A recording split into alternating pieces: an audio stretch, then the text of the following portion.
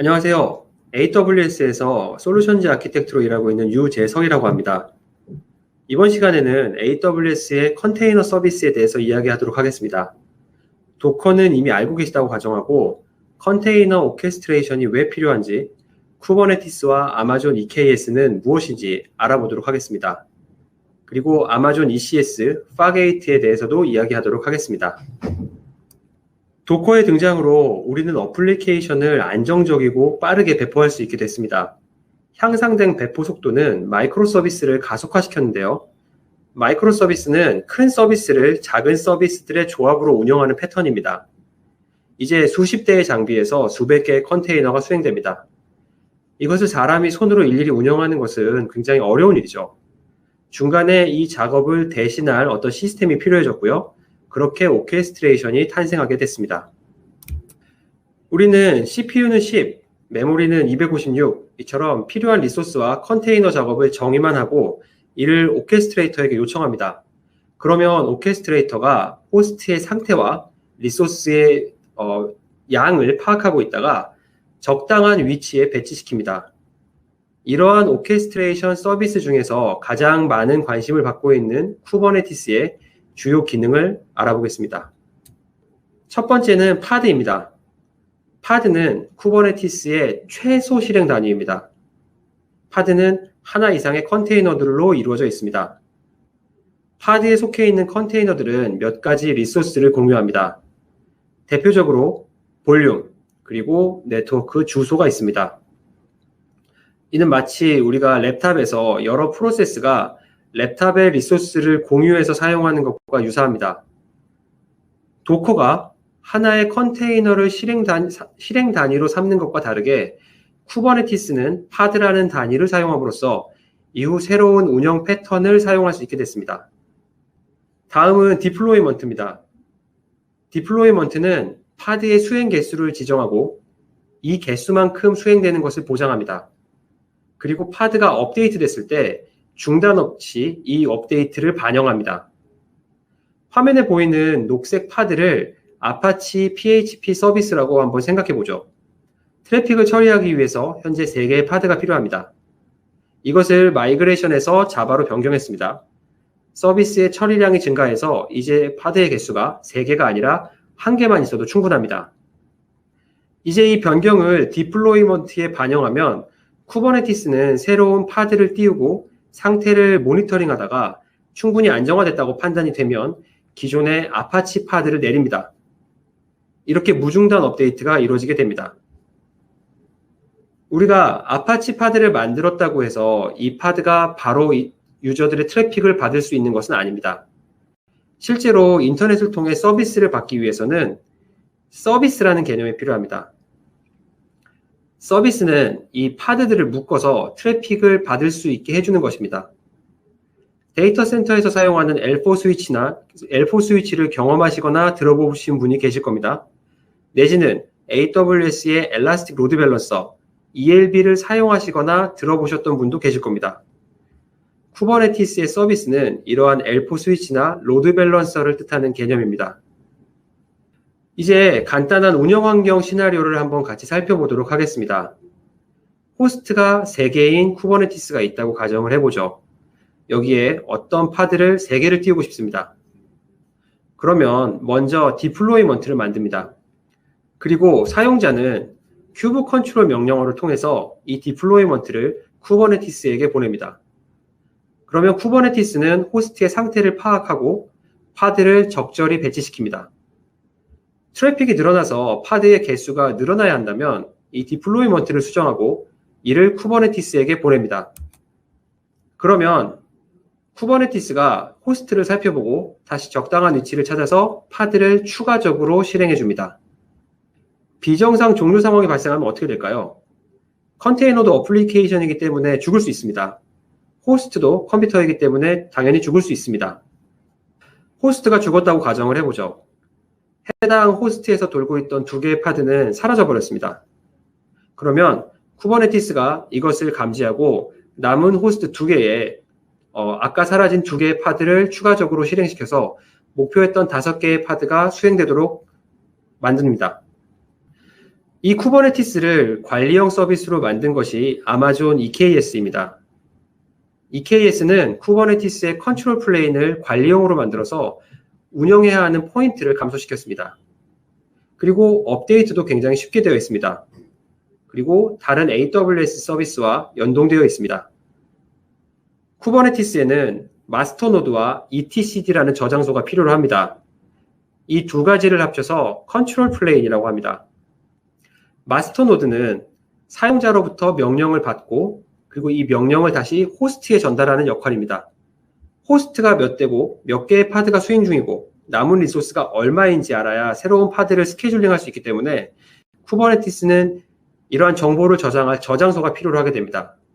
그리고 이 두 서비스, 마스터노드와 etcd 이 두 서비스가 장애가 나면 전체 클러스터가 망가질 수 있으므로 가용성을 위해서 각각 최소 3번씩 총 6개의 서비스를 준비하는 것을 권장하고 있습니다.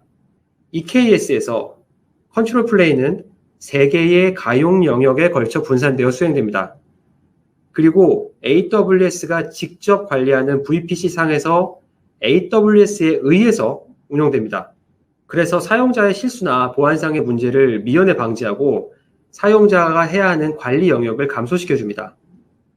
사용자가 콘솔에 로그인해서 보게 되면 EKS의 컨트롤 플레인, 이 마스터 노드들은 사용자의 콘솔에 보이지 않습니다.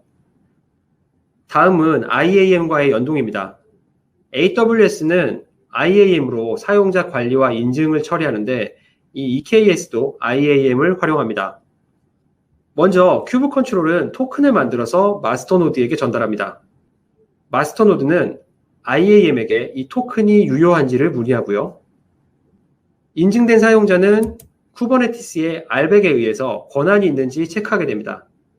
인증과 권한 검증이 끝난 사용자는 큐브 컨트롤을 정상적으로 사용할 수 있습니다.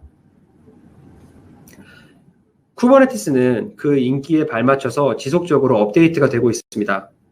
이렇게 빠르게 올라가는 버전을 매번 맞춰서 마이그레이션 하는 건 생각처럼 쉽지 않은데요. EKS는 업데이트를 쉽게 할 수 있습니다. 먼저 컨트롤 플레인은 AWS가 관리하기 때문에 업데이트가 있을 때 클릭 한 번으로 끝이 납니다.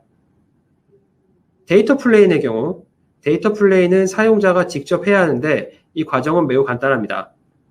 첫째, 새 버전의 워커노드를 준비합니다. 둘째, 9버전의 워커노드에 새로운 파드가 수행되지 않게 막습니다. 이러면 이제부터 수행되는 파드는 전부 새 버전의 워커노드에서 뜨게 됩니다.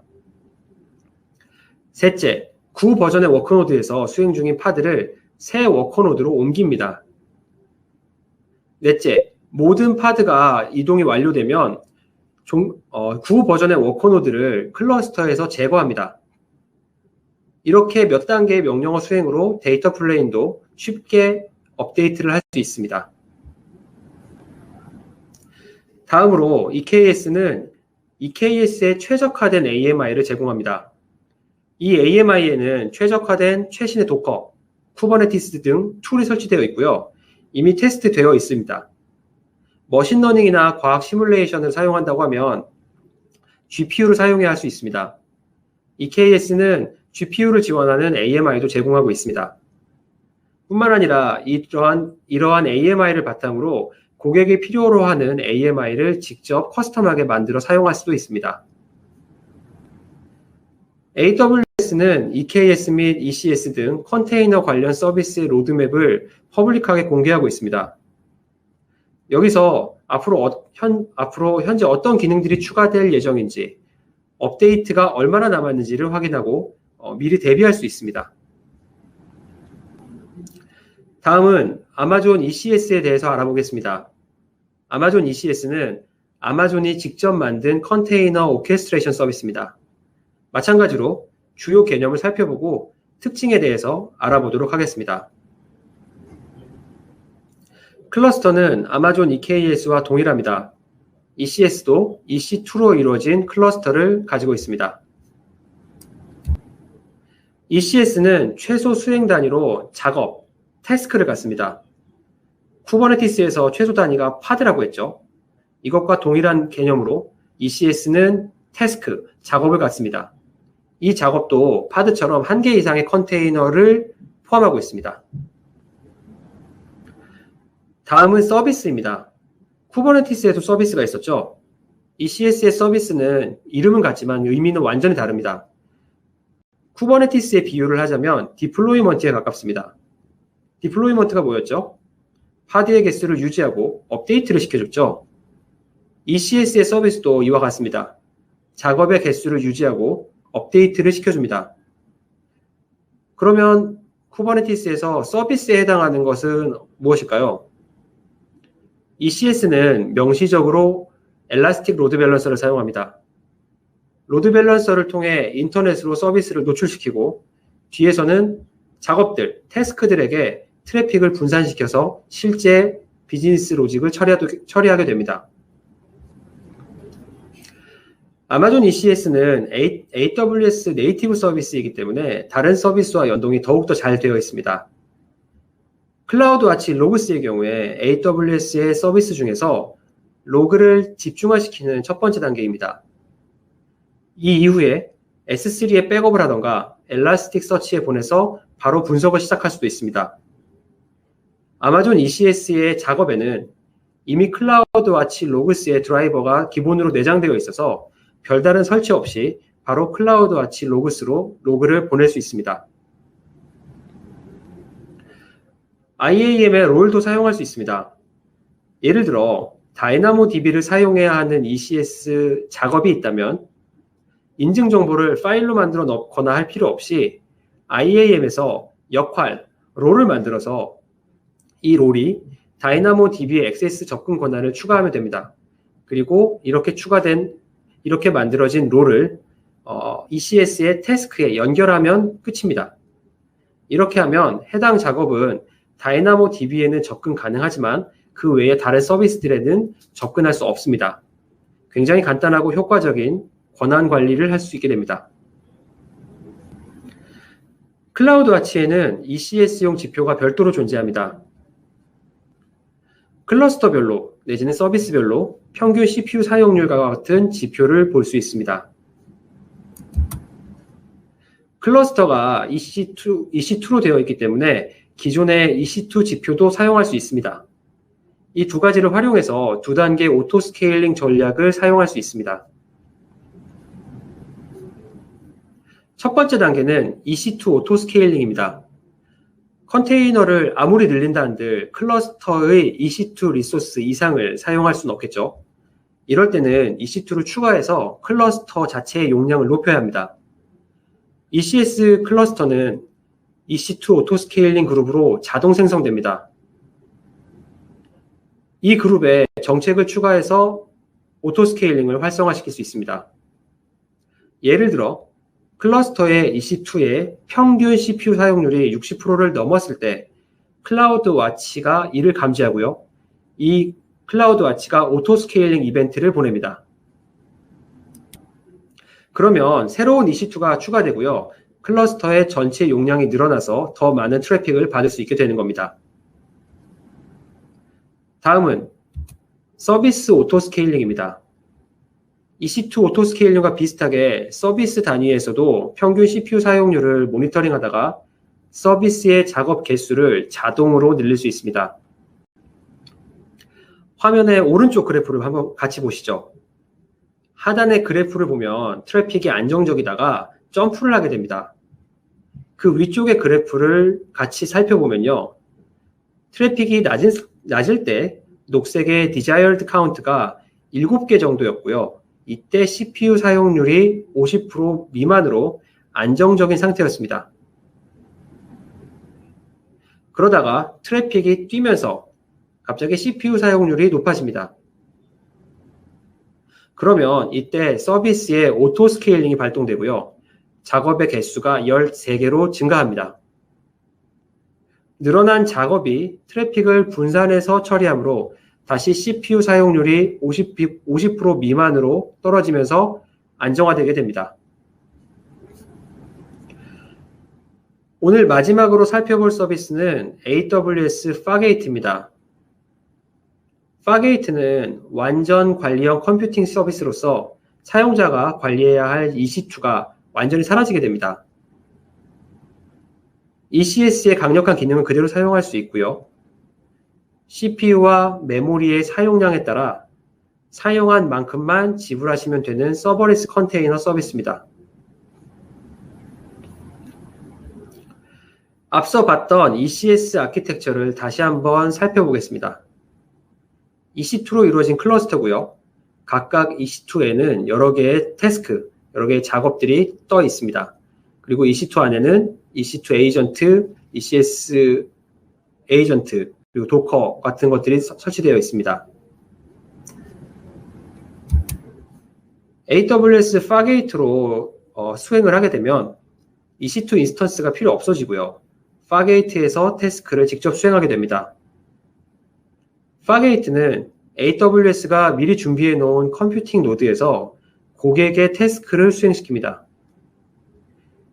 이때 고객의 VPC와 연결시켜서 마치 VPC 내에 있는 EC2 위에서 돌리듯이 고객의 다른 리소스에 접근할 수 있습니다.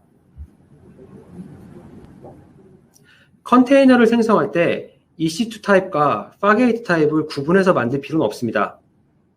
하나의 클러스터로 EC2 타입, 파게이트 타입 두 종류의 태스크를 모두 수행할 수 있습니다. GPU가 필요로 하거나 강력한 CPU 성능이 필요할 때처럼 특별한 태스크는 EC2 위에서 수행하고요. 웹서버처럼 스케일 아웃이 중요한 태스크는 파게이트로 수행함으로써 관리 포인트를 줄일 수 있습니다. 파게이트는 CPU와 메모리 타입을 조합해서 정의할 수 있습니다. 1024가 하나의 버추얼 CPU를 뜻하고요. 최소 256부터 최대 4096까지 지정할 수 있습니다. 256이라고 하면 0.25개의 버추얼 CPU고요. 4096은 4개의 버추얼 CPU를 뜻합니다. 그리고 이렇게 CPU의 크기를 선택하고 나면 거기에 따라서 선택 가능한 메모리 범위 안에서 필요한 만큼 메모리를 선택해서 사용하실 수 있습니다. 파게이트에는 태스크당 모든 이미지의 크기를 합쳐서 최대 10기가까지 쓸 수 있습니다. 그리고 휘발성 볼륨으로 4GB를 제공을 합니다. 이 볼륨은 태스크가 종료되면 사라지고 태스크 내의 컨테이너들 사이에서 공유할 수 있습니다. 무료 AWS 디지털 교육을 통해서 자신이 편한 시간과 장소에서 새로운 클라우드 기술과 서비스를 배우실 수 있습니다. AWS 트레이닝을 참고해 주시기 바랍니다. 감사합니다.